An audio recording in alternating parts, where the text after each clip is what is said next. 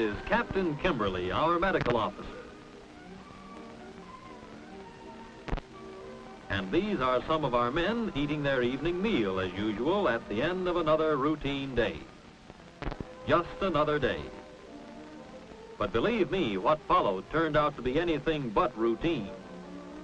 This meal is the beginning of our story. A story that developed during the night and continued for several days. During the early part of the night, we all went about our duties as usual.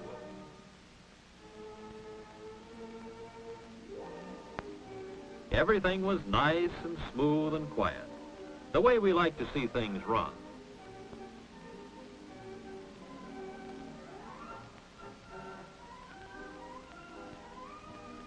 At midnight, about 40 of us in the duty section got a light meal. It was just about this time that things were beginning to happen.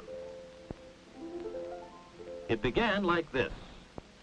At first, a few of the men who weren't in the duty section got sick.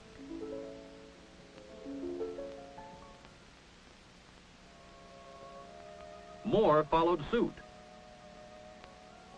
And just before dawn, most of the men who had the midnight meal joined their ranks. You never saw such a sick bunch of men in your life. And it got steadily worse. Vomiting, abdominal pains, and diarrhea. It was hard to tell which caused the most trouble. One thing is sure, the boys were well taken care of. Some of them at the base infirmary, and others at a private hospital in town.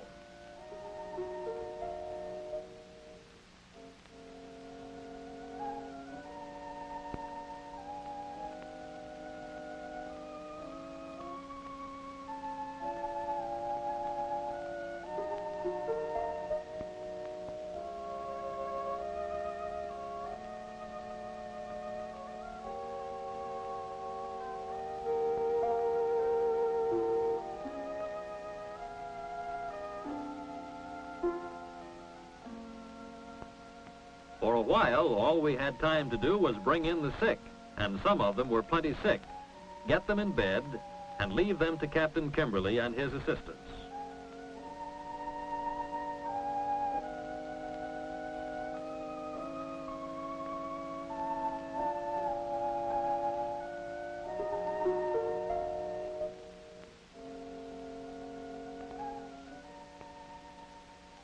It was pretty rough going for a while. Vomiting, diarrhea, cramps, headache, sweating, prostration, fever, and dehydration. Yes, salmonella can make you plenty sick.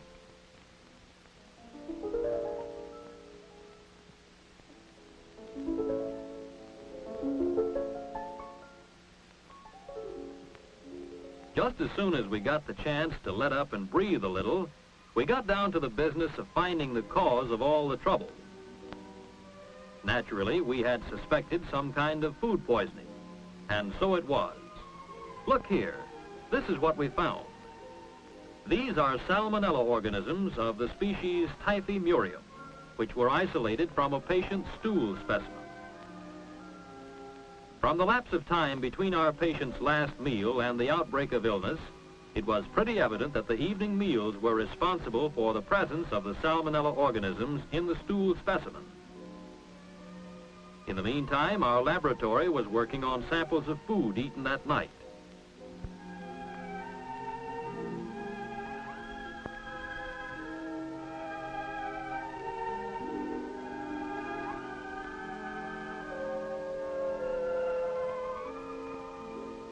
Sampling, incubating, plating, transfer, and then more incubating. Laboratory examinations require time, and it may take several days to identify the organisms.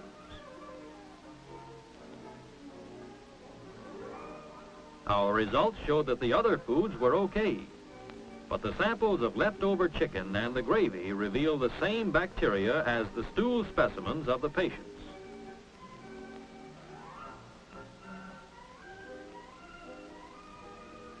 For these too were thoroughly contaminated with Salmonella typhimurium.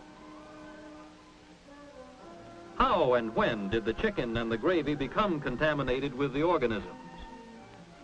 Well, here's one thing we'll have to assume, but it's a pretty safe assumption. One or more of these chickens were contaminated by the Salmonella organisms on the outside and very likely inside. And of course, the liver and gizzard are prime suspects.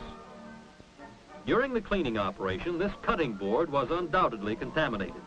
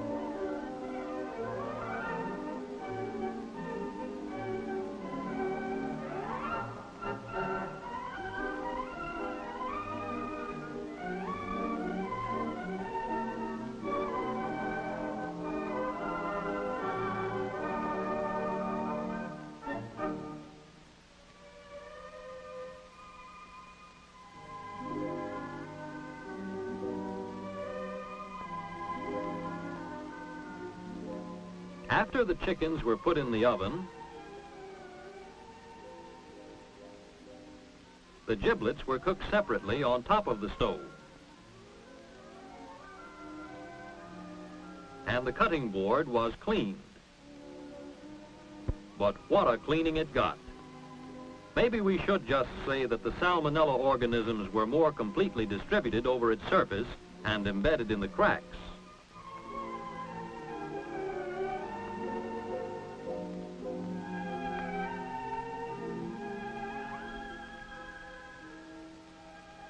While the giblets were cooking, a white gravy was prepared. And then the giblets were taken from the stove.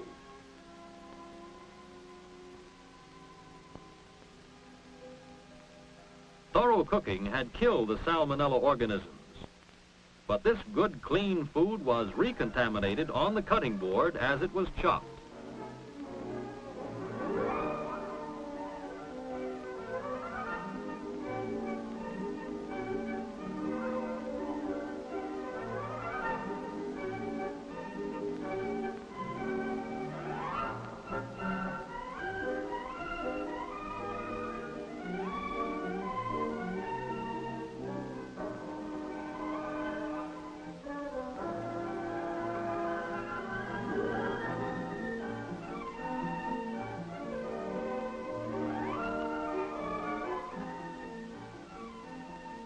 Then these recontaminated giblets were put into the gravy.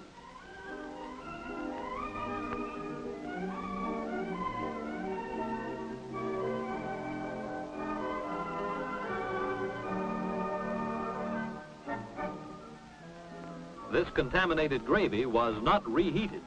It was prepared for serving. And on the steam table, there wasn't enough heat to kill the organisms.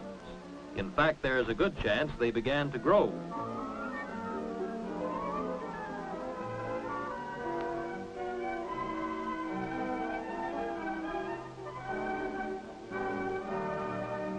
The story was much the same with the chicken. Heat killed the Salmonella organisms in the oven. But again, the unclean cutting board contaminated the safe chicken meat as it was carved for serving.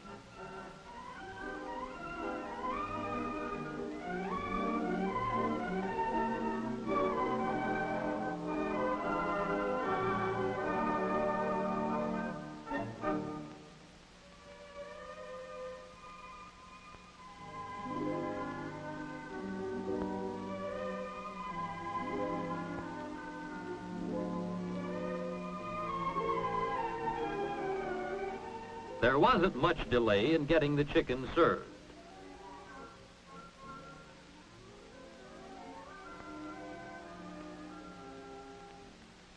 And between the gravy and the chicken, we can account for the men who were sick around midnight or soon after. Those acute cases that occurred later form another chapter in our story. Here's how the next chapter goes.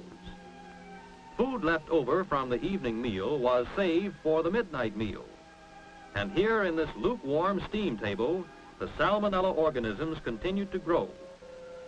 And to make matters worse, the cutting board contributed a new bunch of organisms as the leftover chicken was prepared for serving.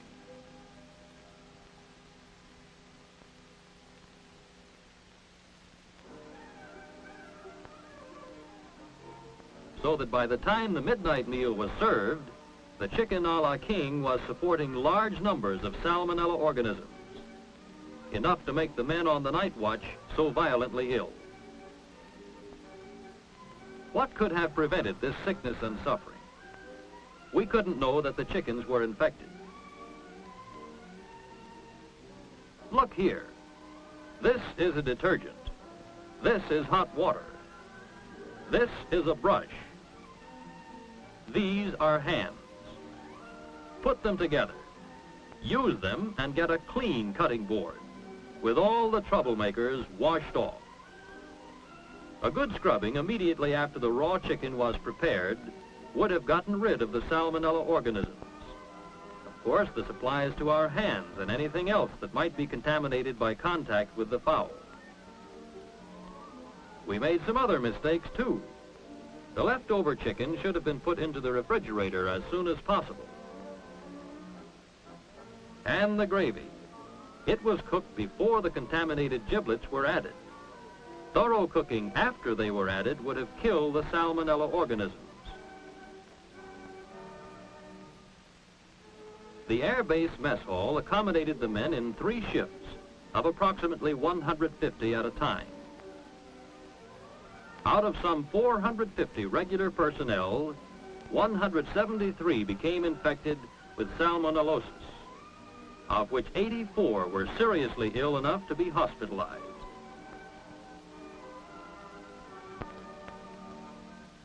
All effected complete recovery and were back on duty within several days to about 2 weeks.